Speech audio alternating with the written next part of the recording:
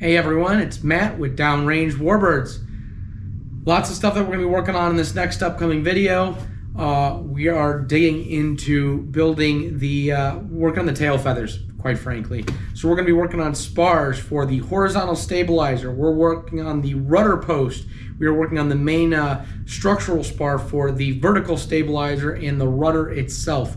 So we're going to get all that stuff glued up. We're going to do, because that's going to be a big glue up process, because we're going to have to do some laminating for that, because I don't have those thicknesses available, so we had to do some stuff with that. So that's what we're working on first and foremost in this next one. It's good to finally get back into working on the plane again, because I had a couple months off, unfortunately, working on other stuff for the business and the holidays and all that good jazz. So we're finally back at it. Expect more updates in the months and weeks to come, and we'll keep trucking from there. So pitter patter, let's get at her. What we're looking at here is our horizontal stabilizer plans. The important things you need to see is you can see the wing ribs. Those are super important. But the big thing that we're working on now, because it needs to be done and because we have material, is our spars. As you can see, there are miniature diagrams here, here, and here. So what those are going to consist of is just laminated laminations for them. So as you can tell from this one, it's supposed to be yeah, this is 1 7/8. This is 3 inches. This is 2.5. 1 7/8. Yeah, there we go. But that's what those thicknesses are going to have to be. So they're laminated 1, 1, 1, 1, 1, and laminated together. Once I get those laminated, then I need to cut the grades, because there's an 8-inch segment in the middle that's going to be flat and level, and then as you can see, it goes from 3 inches thickness down to 1.5 inches in thickness. That's going to be complicated, but we're going to figure it out. Same thing here. We're going from 2.5 to 1.5, a little more gradual, but still a pain in the butt. And then this guy right here is going to be going down from 1 7/8 down to 1 1/4. All right, so that's what we're looking at. Lengthwise, as you can see, 84.5 inches, 75 11/16, 75 11/16.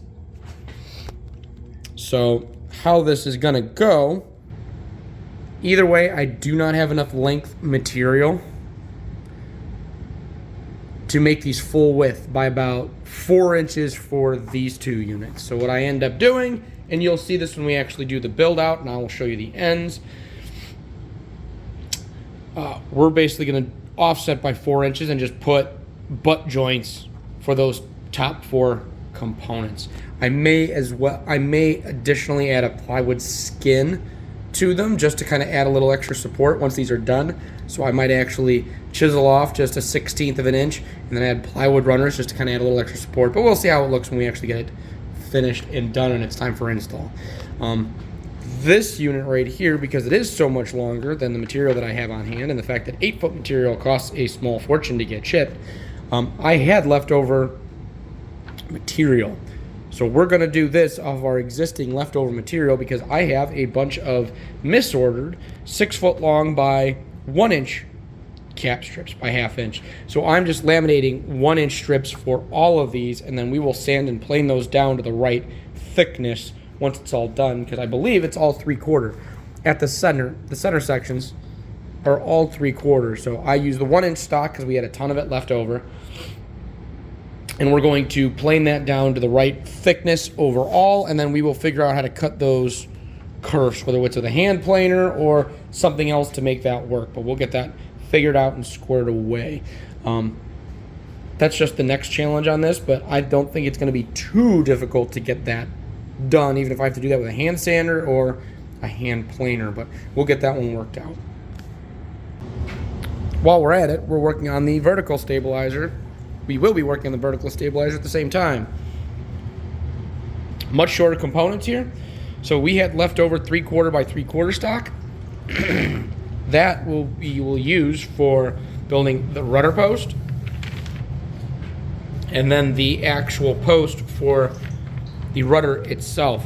I have enough material for the full post here, this component, and this component. I'm going to have to build this separately because this is all 3 inches thick. You can see right here that component and where that's going to go. So I need to build this box for the rudder itself. I'll probably end up having to make a separate lamination because I don't have quite enough material to do all of it. But I will make these offsets out of 1/2 inch by 1/2 inch square stuff. I will laminate that together, sand those smooth and flat, and then we'll cut those parts and then assemble them separately to make that completed rudder structure. So that's the main structure of the rudder. At this point, we're not quite ready to start building the separate cutoffs, but we're getting there. But that's what we're working on right now, is getting these spring spars built, laminated, cut, and ground down. So let's go from there. All right, let's start talking about what we've got going on here in the lamination process. First and foremost, my deepest apologies for the fact that my shop space is in fact a mess. We are actively making holsters in there, so it's pretty gnarly. But what we're talking about with the laminations here is we're using 1 inch cap strips, 1/2 inch thick, using T88 glue. Temperature wise, it's about 68 in the shop while we're doing this, so I've got plenty of set time to get everything prepped. The drawback is it's pretty gummy. It's a pretty thick epoxy when I'm doing it this way. When it's a little warmer, yeah, I have less time to get it prepped, but even though this is 3,000 times normal speed, the actual prep time is minutes. I'm done laminating both sections in probably about 10 or 15 minutes tops.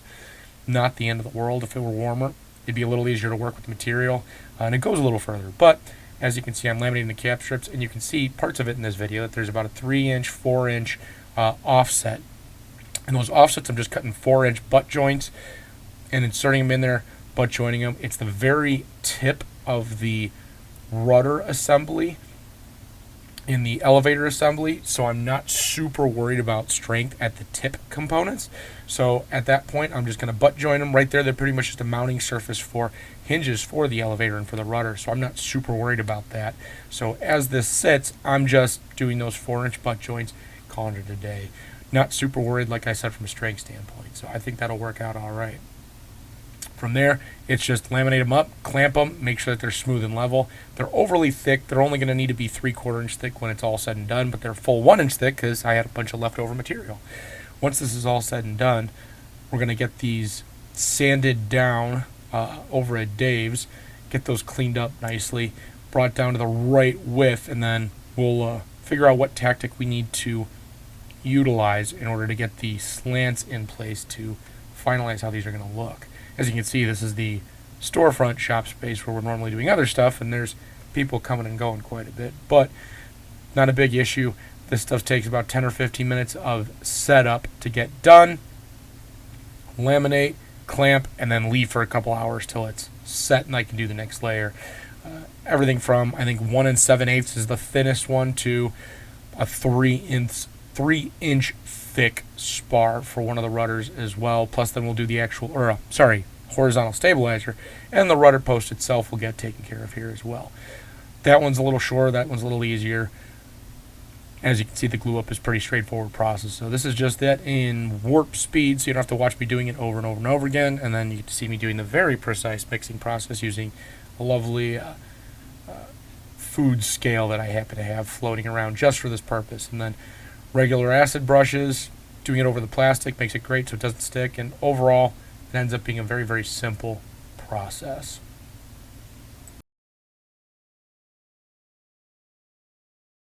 All right, so that's what we got squared away for this video. 4 laminations were done.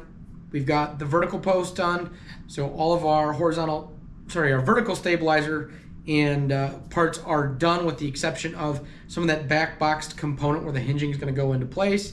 Horizontal stabilizer, all of those have been now laminated. Those are good, ready to go.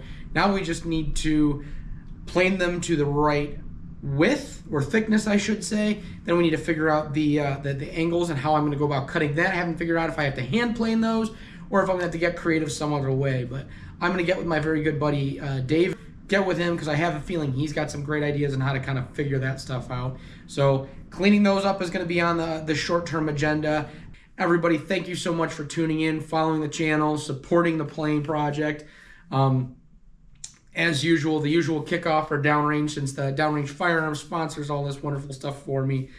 Yeah, stop into the shop. Lots of new cool stuff coming on. Check out our 2025 training calendar. It's on the downrangecc.com website.